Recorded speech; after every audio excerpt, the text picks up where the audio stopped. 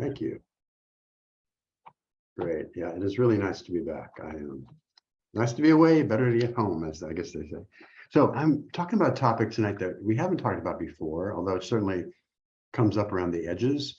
But that's frustration tolerance and how to build that and what happens to it and where it comes from. And I've been aware of that not only in our clients lately, it's come up a lot, but just having traveled overseas myself recently, just things don't work the way you think they're going to work or whatever, and it's frustrating. And I found myself being frustrated more than I have been in a while. Even the places that I've been to and even lived in, things are changing, right? So it's expectations and stuff. So I wanted to do a little bit about frustration tolerance and how we can improve it, because it's a common thing with sex and porn addicts, very common actually. So what is it? First of all, frustration is an emotion. First of all, it's a feeling that stems from challenges that stand in the way of our goals. So I want to buy a metro ticket. I want to get this done. I want to get that done. And all these things are conspiring to keep me from getting them done. It's people get frustrated very quickly, and some of us can be more serene in those situations and others not so much, right? So the ability to deal with frustration really is this thing we call frustration tolerance. Individuals with high frustration tolerance, in other words, individuals that can cope with things quite easily, are able to deal with setbacks and kind of right themselves pretty quickly, regulate themselves, and move forward. People that have more low frustration tolerance, I guess we could describe it, grow frustrated at seemingly minor, kind of everyday inconveniences. And so that, the little things, the normal things, if you will, can really cause a lot of frustration. You're getting, where I live, we have trains and we have boats and intercoastals and bridges and train tracks and just everything. If you're going somewhere in a hurry, of course you get the bridge, you get the trains, you get everything, and even that, which is a normal part of life, depending on your day, can be quite frustrating. So traffic jams, noisy kids, all that stuff that some people just kind of roll with, others don't.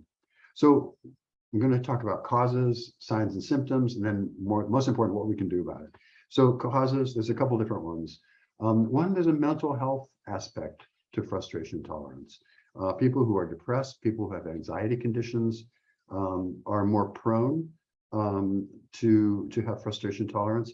And most of all, people with ADHD, attention deficit hyperactivity disorder, who have a hard time sort of staying focused anyway, have a hard time not getting distracted, getting frustrated. ADHD is a prime risk factor for low frustration. And of course, ADHD is a relatively common co-occurring disorder with sex and porn addiction, all addictions really, but the intensity addiction, sex, porn, chemsex, very common. So we have this kind of mental health aspect. There's also personality in a role. Some people are just wired to kind of be easygoing. Other people are very kind of tightly wrapped and don't tolerate deviations from their agenda very easily. So personality is part of it. And then this is more subtle. And this is something we have some power over, but our belief systems, somehow if we tell ourselves, life should be easy, or other people should always meet my expectations, or in other words, it's all about how we frame stuff, how we expect things to be. And so I think those are beliefs that we have power to change. And I think sort of setting expectations in a healthier way and not saying, I'm the only one that this happens to, or everybody else has it easy, and all those kinds of things just make it worse. So signs and symptoms of low frustration tolerance, it can look a little different in everybody, but here are some common things. Procrastination. A lot of times, ironically, one of the results of frustration tolerance is this frequent procrastination due to an inability to tolerate the frustration of doing stuff, right? Things are normal, putting together. I remember there was a beautiful study out of the UK that predicted longevity of marriages, and quite accurately actually. And they would give the new couple a task to build an armoire from IKEA, that comes in a little box, basically with 1,000 tools, and that's something that could really set a lot of people off on frustration. So a lot of people just don't do stuff like that, or don't start off on any endeavor because it's going to be too frustrating for them and they know they can't deal with it. Another kind of thing is an impulsive attempt to fix the situation without tolerating the frustration enough to really get a handle on it. So I jump into a fix, jump into a conclusion, just to like make it stop. And that's another thing that we can end up frustrating ourselves even more with that kind of impulsive attempt to fix things. Another risk factor or sign and symptom of low frustration tolerance is seeking immediate gratification. Like, I want it now, and I want to, this is what I want, and I'm going to get it. That sounds like an addict, doesn't it? And so again, there's a lot of overlap between addicts and some of these signs of frustration tolerance. But that inability to defer or delay gratification, which is something kids learn, hopefully, is often missing in addicts, or at least that we're not very good at it. So I think that's another thing. Giving up immediately when presented with a tough challenge, like, okay, I'm not even gonna try. You know, people just kind of saying, forget it, I'm out of here.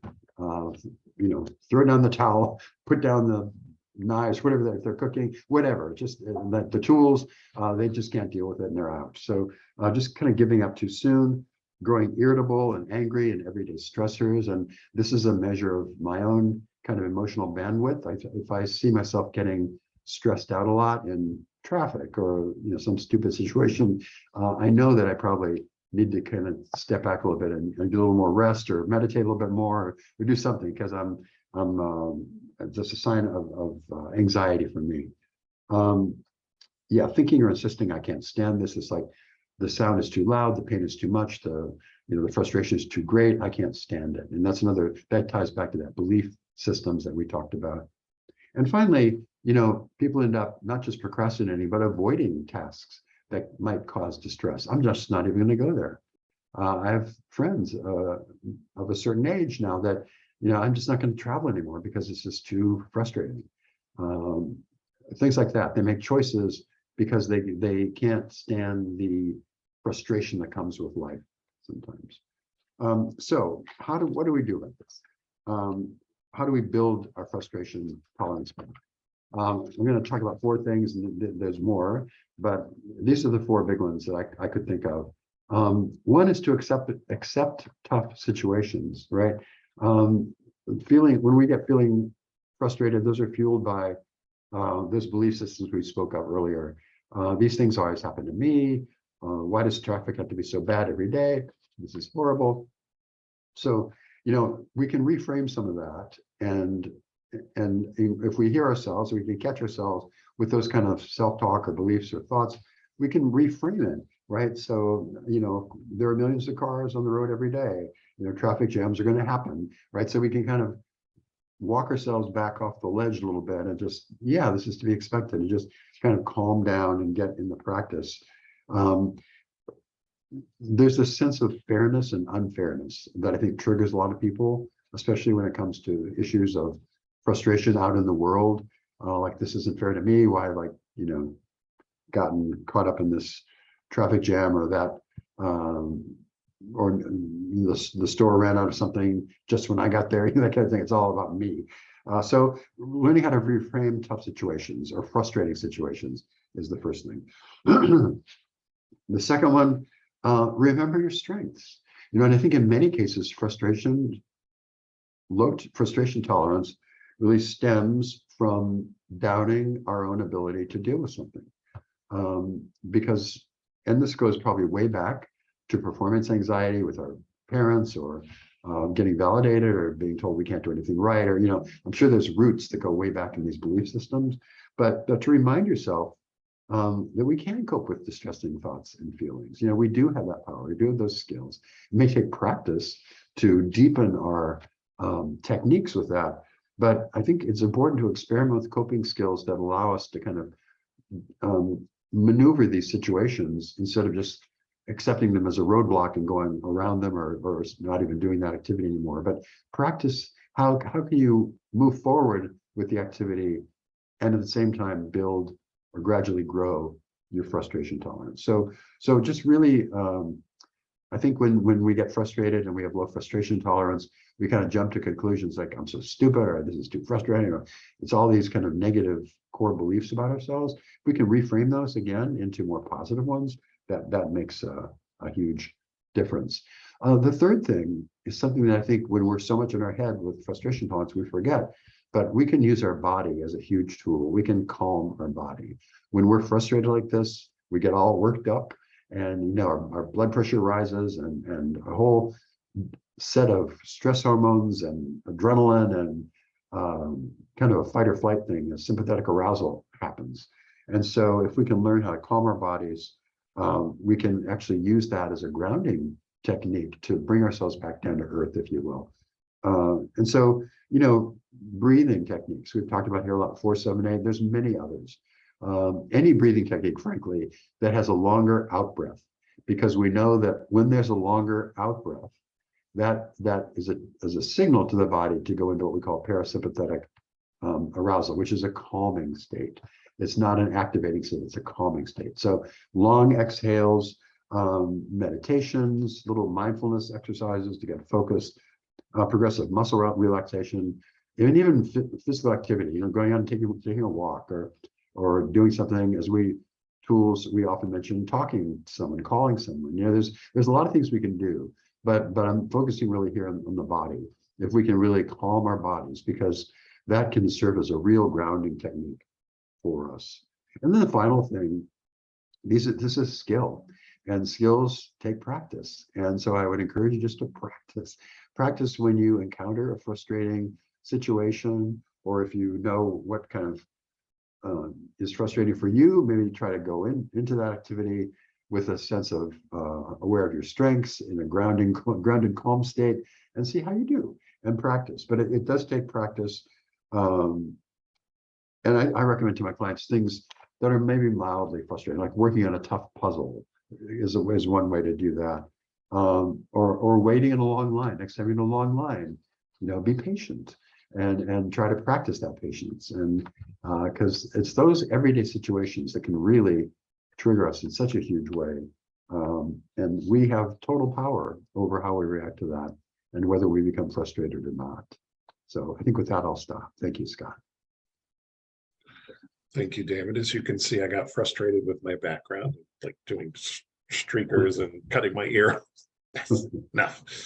No patience. So I think I'm just going to jump in to questions because they're coming fast and furious today. Okay. We do have one left over from several weeks ago, the last week you were here. So let's start out with that one. In regards to sex addiction being more difficult to recover from if you continue smoking.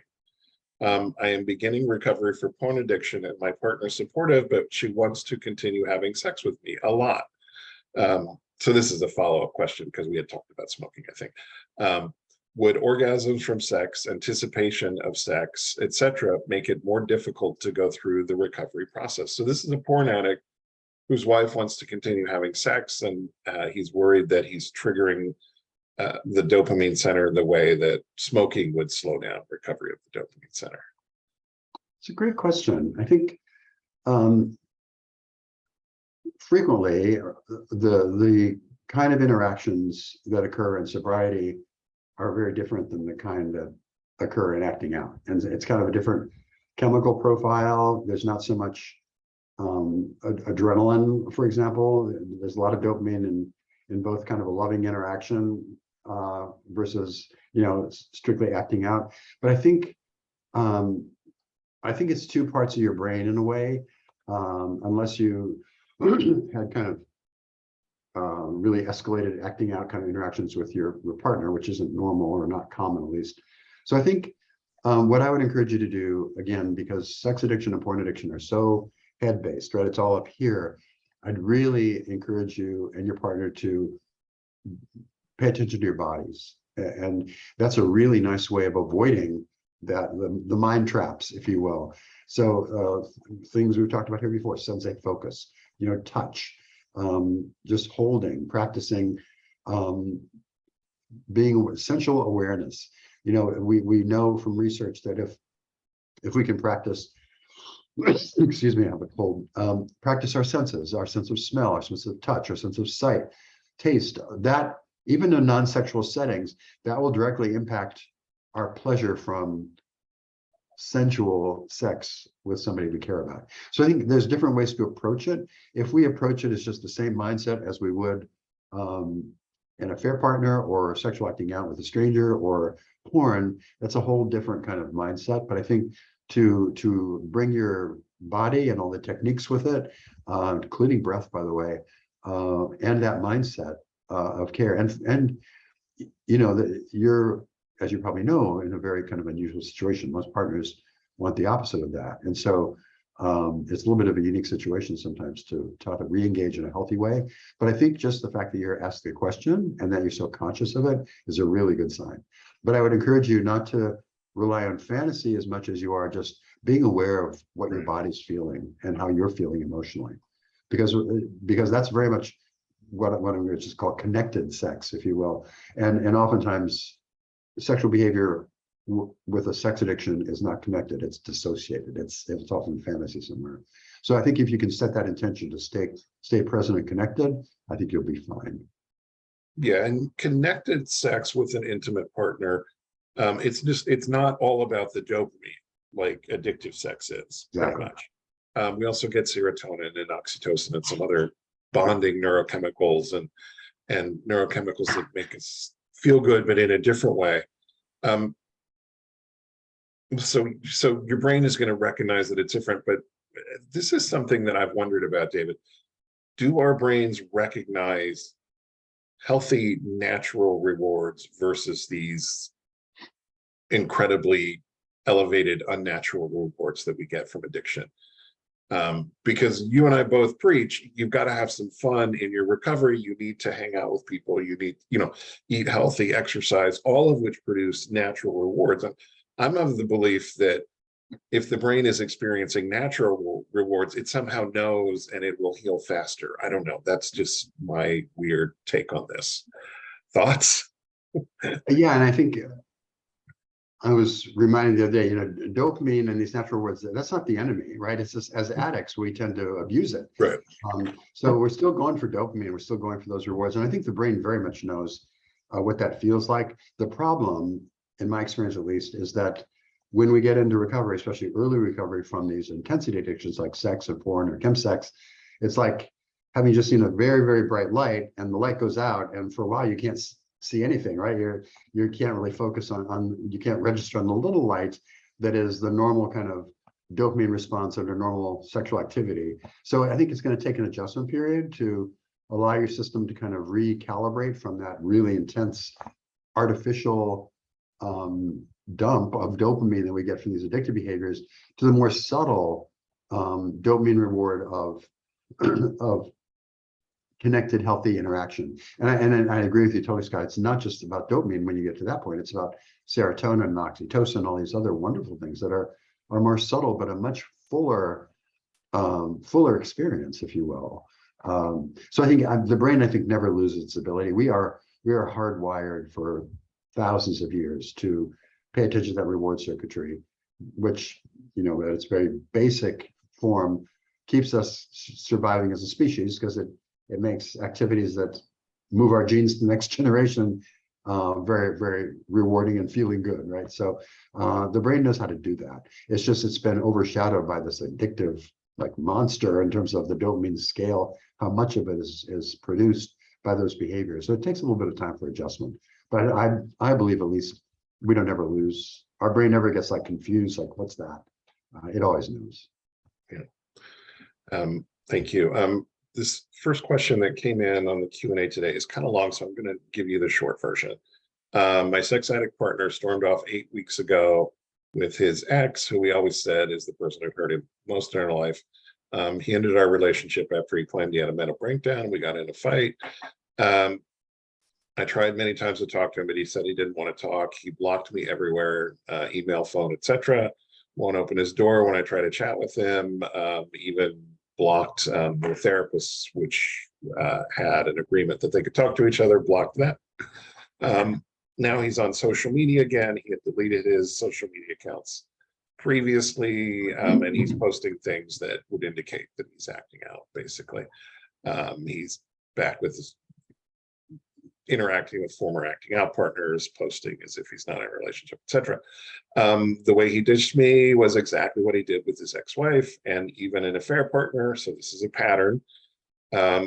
He wanted to seek recovery a year ago, showed really good progress, worked the program, called me his forever man, etc. I miss him and his 2 daughters a lot, etc., etc. It's been almost 8 weeks and I still have hope for him to understand that he is in a huge relapse downward spiral. Are there any cases where the sex addict never returns? I really want to work it out with him, even though I know this will require a lot of work and building something new. Thank you for your help. There's a lot packed into that.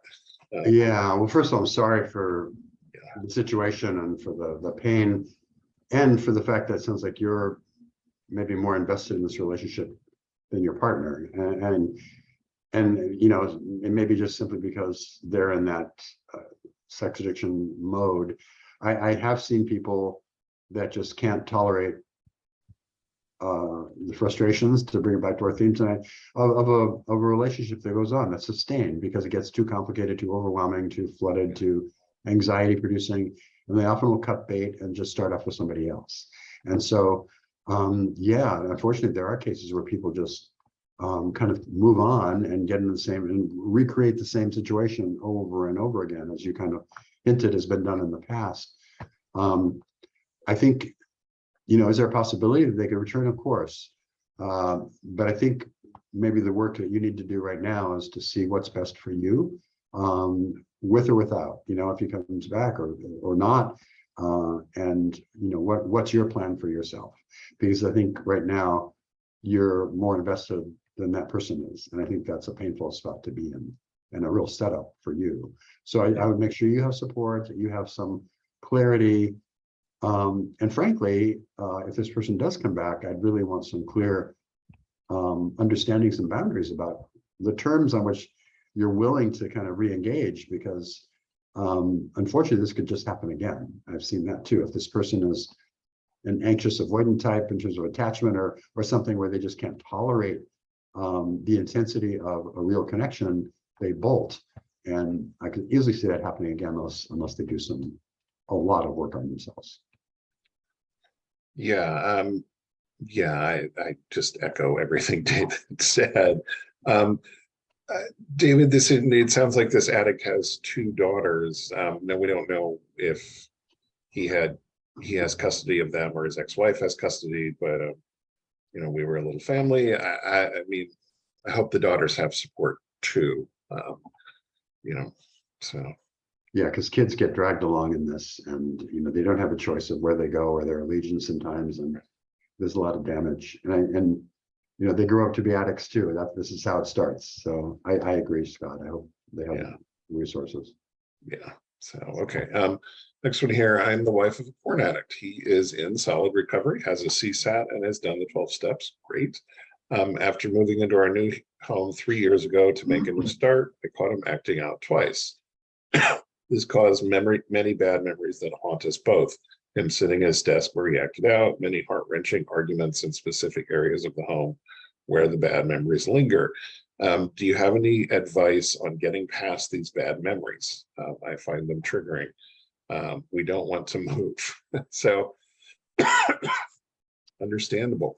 Yeah, totally understandable. And you know, unfortunately, with the sheer quantity of dopamine that is released in the acting out, and the intensity of the trauma on the part of the partner, these events can create really deeply grooved memories and associations and patterns that aren't quick to resolve, right? And it's a huge problem sometimes for the addict, because they may live in a town where every street, every block, every corner, every house has some memory that's triggering for them. But in much the same way, and even kind of more painful to me are the experience of partners who, you know, when they see I've had clients who they had to sell their car because they had sex with their affair partner in their car. Many people have had to move, as you described in the past, and so these associations are powerful and real.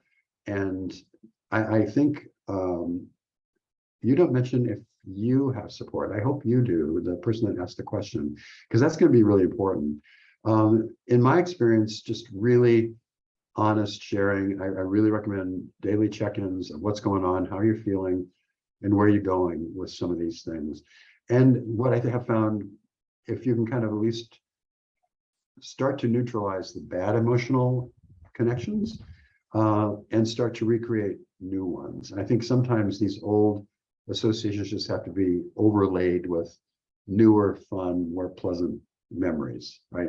And you know, I do hope you're working with a partner trauma specialist, because these are all classic signs and symptoms of that. There's a lot of things you can do for yourself, but I think in terms of you as a couple, that daily communication and really just trying to move beyond those old experiences. And then hopefully he's being transparent in terms of what his process is, how he's dealing with ongoing triggers or cues or whatever, so this doesn't have to happen again. And it doesn't have to happen again. But I think in my experience, at least, partners always benefit from transparency in terms of what's going on with the addict. Like, this is where I'm struggling, this is what I did. And we recommend the addict talk to maybe a sponsor, the therapist, and then the partner, just because by then they can process the event as a whole in terms of dragging the partner to the middle of a crisis. But anyway, I think communication is key. Scott, what about you? You've got a lot of experience in this areas too. Buy a new desk. If he has to have a desk at home, which he may or may not actually need a desk at home, buy a new desk. I know people who've, as David said, got new cars, changed jobs, got new cars, got new trucks. Get a new desk, and preferably a tabletop style desk with, 4 legs and a platform so you can see under it. Makes it a little harder to act out. Reclaim the space, somehow. A lot of couples will say, this was our favorite restaurant, but you took her here. And they just pick a night and they go reclaim it. And they both work at it, and we're like, we're going to make this our restaurant again because we like it. So yeah, you don't have to move, but you may need to make some changes. And get rid of that desk if it's a trigger. Get rid of it. Yeah, it's a desk. Right. So, Right. Yeah. I recall hearing you say addicts have to hear the same thing over and over. My sex-support addict husband continues to tell me he's going to call or do something at particular times. The time comes, he doesn't keep his word, doesn't follow through. Can you please repeat the importance of keeping their word and the importance of being consistent? My husband seems to believe I'm the only one with these, expectations. Thoughts, David? Yeah. Boy, we do a group with the clients in Los Angeles about the recovery process, and one of the first steps is a call to action, right? And so, how many times we get this call to action? Whether for a drug addict, it might be a car accident or a firing, but if it's a sex and porn addict, it could be, the heartbreak of some affair or an arrest or other kinds of traumatic experiences, and it's par for the course for the addict to ignore those for a long time. I think every addict I know, including myself, had plenty of messages coming in from people that cared about me and I cared about, saying, this is a problem, you've got to do something. And it's, I'll do this, or I've got this, or I just need a little more time, or, there's always an excuse until really there's just a real hard wall where you can't get around it. So, yes, we do need to throw in the towel at some point and go and get the help. And I think addicts will put off and avoid and defer as long as they can, as long as they can get away with it. And so that message, if he hasn't heard that, as he's got, his ears are pretty closed, because those kind of things really need to be important and front and center. And integrity, our whole company name is integrity, and integrity really is following through on what you say you're going to do. And that's also classic addiction, right? An addict will say one thing just to kind of get out of a situation and never follow through. And so that integrity is really an important part of recovery. And when we don't see it, that's a real big red flag, that something is not quite right there, or it's a risky situation. And so, yes, I mean, the addict has to make a commitment and follow through and take the action. We will put off and avoid and defer and prolong as long as we can, and it never ends well.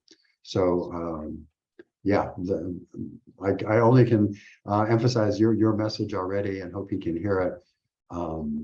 And I would encourage you to, think about some boundaries. Like, okay, what's going to happen if, what is your boundary for this? How long are you going to put up with this if he doesn't take an action? That kind of thing to think about.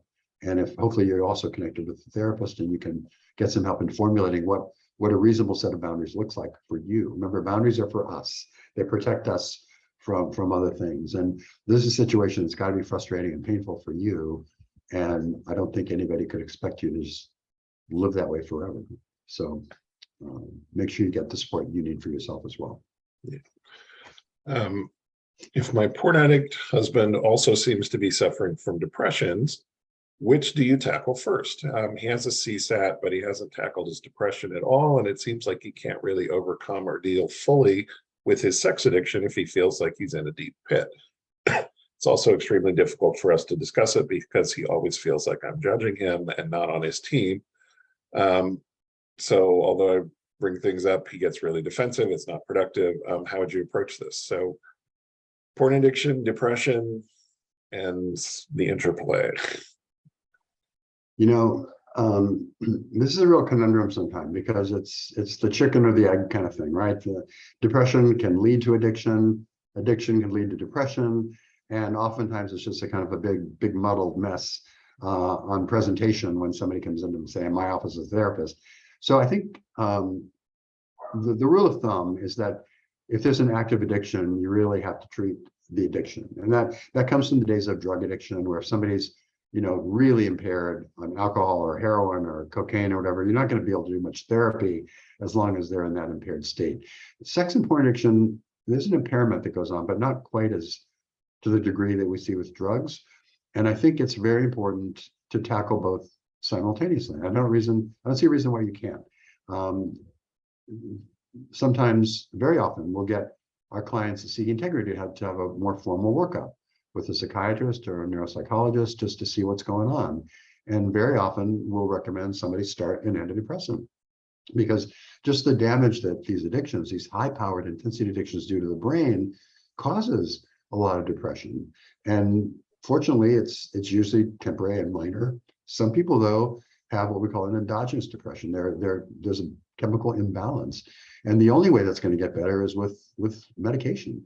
And I'm not recommending medication for everybody, but some people really need it and benefit from it. So I guess what I would do is, here's a CSAT. Yeah, I mean, I guess I would somehow communicate with the CSAT your concern, or maybe your husband is willing to. And it's not unusual at all for a CSAT to collaborate with a psychologist or psychiatrist and get a consultation. It can't hurt. It's going to probably cost some money out of pocket. But it's well worth it, because if your husband is stuck in this depressed state, he's not going to move into recovery from his sex addiction if that's bogging him down. And so I think to kind of wait for the depression to come down later, once we get this addiction thing handled, that may never happen. So I think I'd really get a consultation for the depression and look at it. The other thing, the sensitivity of your husband when you bring these things up. And again, sadly, I think partners often are not the best person to say something like this, especially in the beginning. You can certainly put out your concerns and your observations, but I think oftentimes an addict will dismiss those, whereas he would hear it from a therapist. And I've had this phenomenon in my office. A couple will come in and they'll start, one or the other will start saying stuff that the partner turns to, I've never heard this, why are you doing this? Or I can say something and he'll say that's a good idea. And his wife will say, well, I've said that for 5 years. But, so sometimes the messenger has some power. So I really somehow conveyed to the CSAT and your husband's the best one to do that, that maybe a consultation for depression would be a really good idea. Yeah, and just my personal experience recovering from sex addiction and depression at the same time, that is exactly the path I took. I had a CSAT. He said, you need to see a psychiatrist for your depression. He made a recommendation. He may have even set up the appointment for me. I went in for an evaluation. We got me on some medication that helped with the pain of the depression enough that I could tackle my sex addiction. As my sex addiction got better or less powerful, my depression abated a little bit, and I was able to reduce the amount of antidepressant I was on, but I'm I went off it for a while. I went back on it later because I do have, as David said, it and endogenous depression. I need to be lightly medicated with an antidepressant. And David and I both, you've heard us say this before, this country is over medicated, so we're not pushing meds, but depression is something that can be treated with medication, especially in conjunction with good therapy. And I'll just add to that, one of the side effects, if you will, of intense addictions, whether it's amphetamines or sex or porn, is that our amazing brain adapts to all this intensity and input we're giving it. And the only way it can adapt is by something called dopamine downregulation, which means that the brain wipes out its ability to handle dopamine by getting rid of its own dopamine receptors.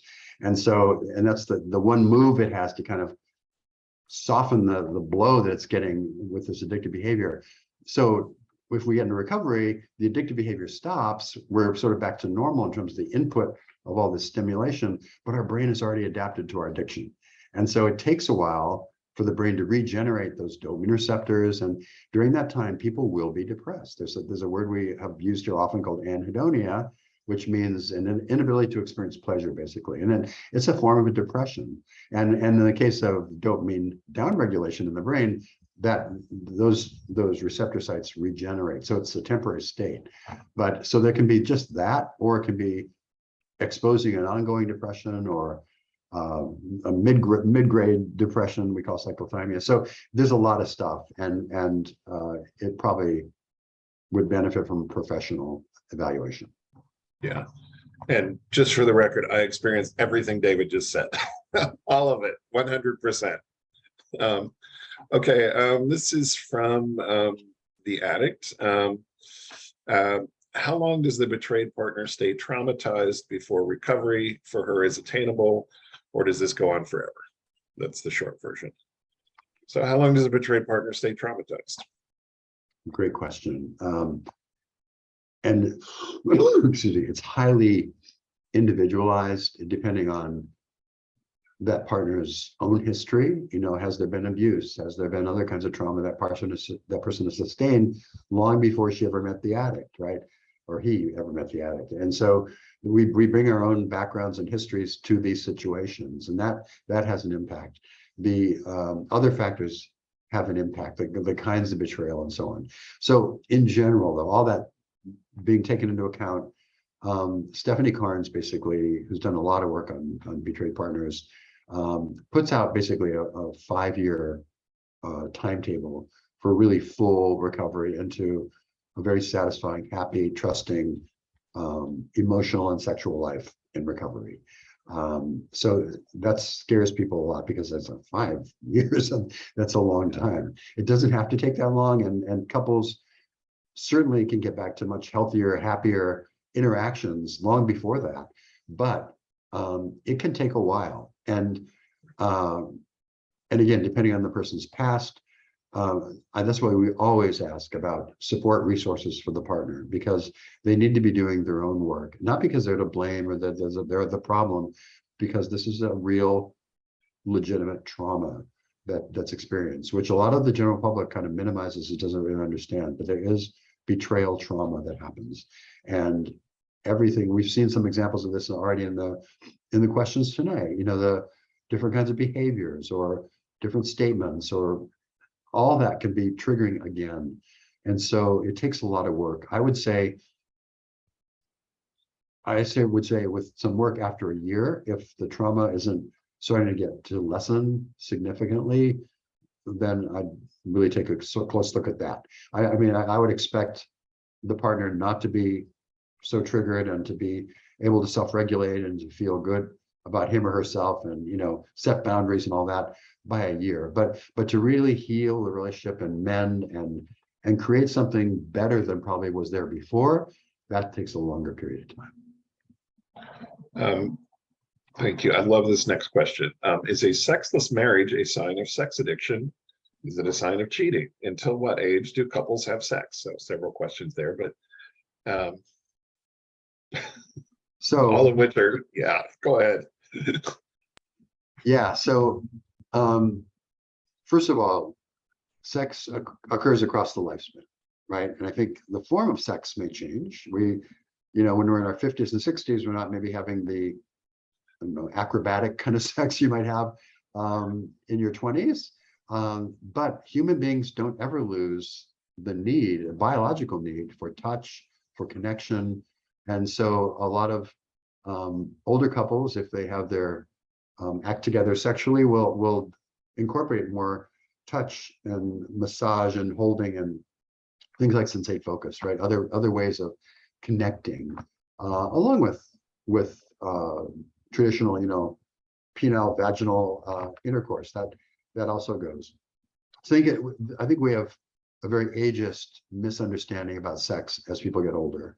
And I'll do a really quick story. I live in Florida. There's a lot of retirement places. Back in the heyday of the HIV days, the health department was testing all these communities. They totally ignored like Century Village and all these places. They were hotbeds of HIV, right? Because they were having sex all over the place out there. And just people assumed, well, they're not having sex, they're old. No, it doesn't work that way. Okay. So now to the other question, sexless marriage, not necessarily a sign of sex addiction. A sexless marriage can occur for all kinds of reasons.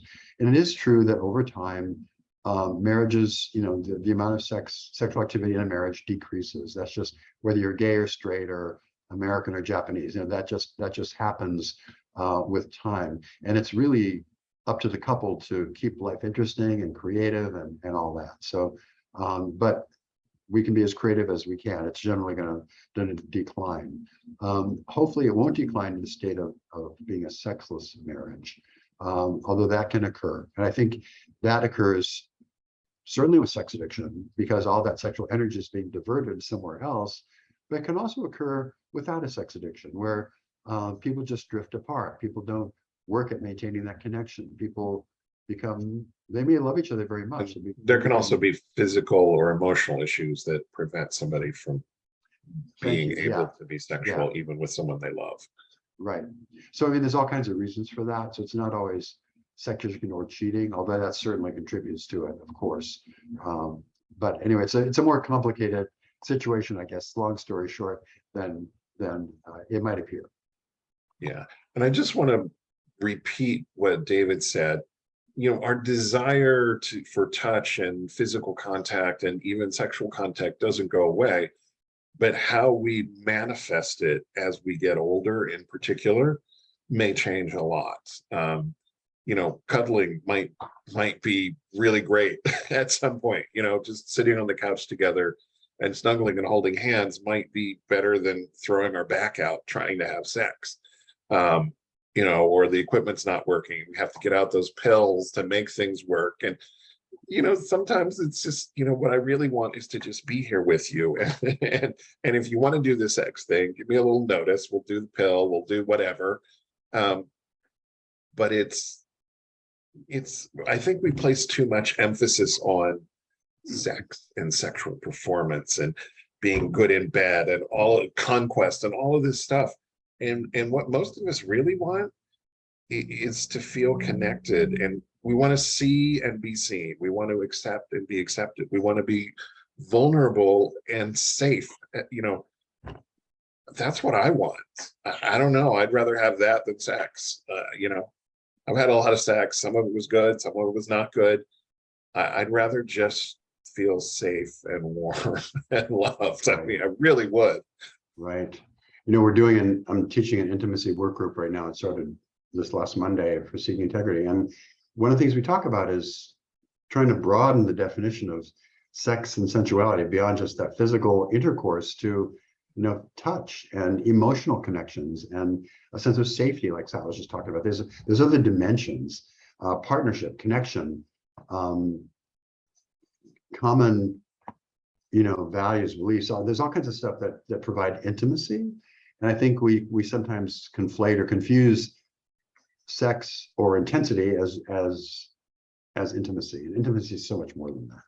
So I think I always try to reframe it that way, because our desire for sex always lasts. It changes over the course of our lifetime, but sex is just one piece of that whole intimate world that we hopefully will have. Yeah, sex should be an extension of intimacy or an expression of intimacy that already exists in a healthy, committed romantic relationship. I mean, sex can be very uncommitted and not intimate and still really hot, but if you're in a relationship and your sex should be an expression of feeling intimate, even when it's really hot. I mean, there's nothing wrong with the quickie people, but you should love your partner and feel intimately connected, and it makes the quickie better, because there's more than just dopamine and adrenaline at that point. So, Right. How do you, this is how fast the questions were coming in today. Now we're finally getting to questions about the topic today, which came in while David was speaking. How do you differentiate between the need for increased frustration tolerance and just attempting to tolerate too much? So this person wants to know, am I expressing frustration tolerance, or am I being a doormat, basically, I think is the question. Boy, it's an interesting one too. I think we really we all have our different individual kind of levels of a natural level of this frustration tolerance thing, and I think sometimes we can push ourselves too much, as you say, or try to do too much or accept too much, and that's the same result, right? We're feeling frustrated. So I think one of the missing piece, and I probably should have mentioned this word in my introduction, is balance. I think, and that's one of the things that for many addicts, especially, it's really hard to achieve, is that sense of balance. Am I trying too hard? Am I doing too much? Or am I creating situations that cause me stress? And by the way, that's a whole cycle that people then, well, I this is too much. I need to, reward myself with something. I mean, it's a great justification for moving into addictive behavior. So I think I'm terrible at determining that in myself. I really rely on people around me that know me and that I trust to help give me feedback on that. And I think it's not necessarily something, if you're trying to figure out the need for increased tolerance, you may have that need, we probably all do, or just attempting to tolerate too much. You may require outside trusted sources to give you feedback on that, because you may not be able to figure that out yourself. The other thing too, I would look at, again, going back to the body, our bodies give us clues sometimes. If you're getting physical signs and symptoms of stress when you're in certain situations, that's a red flag for sure, right? So there's all ways of approaching this, but I think talking about it with people is probably going to be the best way to get clarity on that.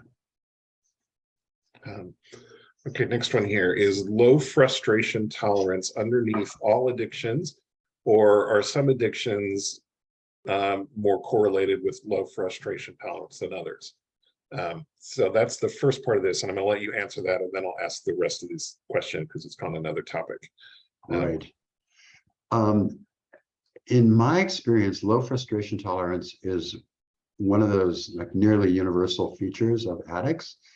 And again, chicken or egg, what comes first? So somebody who's ADHD, who probably has a lot of frustration, they may have turned to addiction to kind of self-medicate or self-soothe or take a break from the stress of it. Addiction itself, though, by having so many plates spinning in the air, as we have a way to do, that can lead to frustration as well. So I think, but generally speaking, I would say certainly by the time somebody has developed their addiction to the point where they need treatment or where somebody needs to pay attention to it, there's a lot of frustration tolerance there that goes with it. I'm not sure which comes first, but I think it's almost always there. There's a correlation there for sure. Yeah.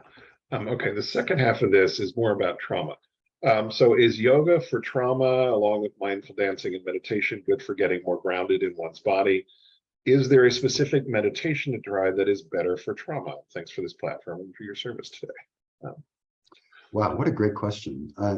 You know, trauma is also based in our bodies in addition to our brains, right?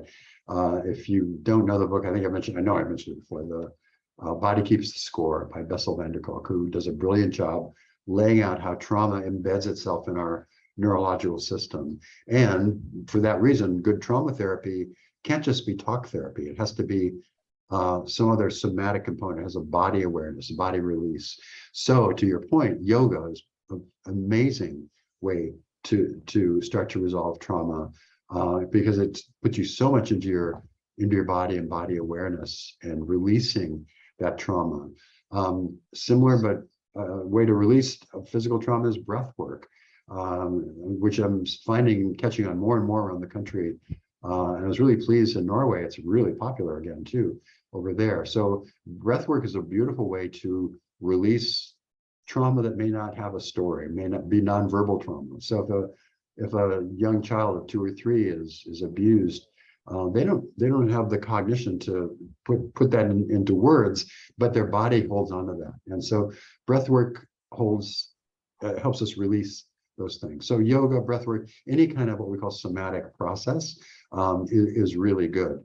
And you nailed it. We need to be grounded in our own bodies. What happens with most addictions, and especially with sex addiction, it's counterintuitive because sex, we think, involves so much kind of physicality, but most sex addicts and porn addicts are really disconnected from their bodies. They're often in a fantasy world somewhere and really dissociated.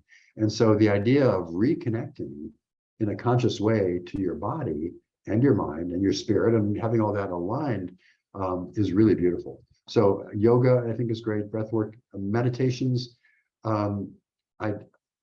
There may be, I'm not on the research on this. There may be a specific kind of meditation that has been shown to be more effective for trauma. I do know that there's been a lot of meditation studies at places like Harvard that have really looked at the benefit of meditation. And I think those studies really try to make it pretty straightforward, not any specific, really complicated kinds of forms of meditation, but really getting quiet, focusing on the breath, focusing on awareness, and just trying to sustain that. So all the things you mentioned are brilliant. And I totally endorse all of it because that's the kind of healing work we need.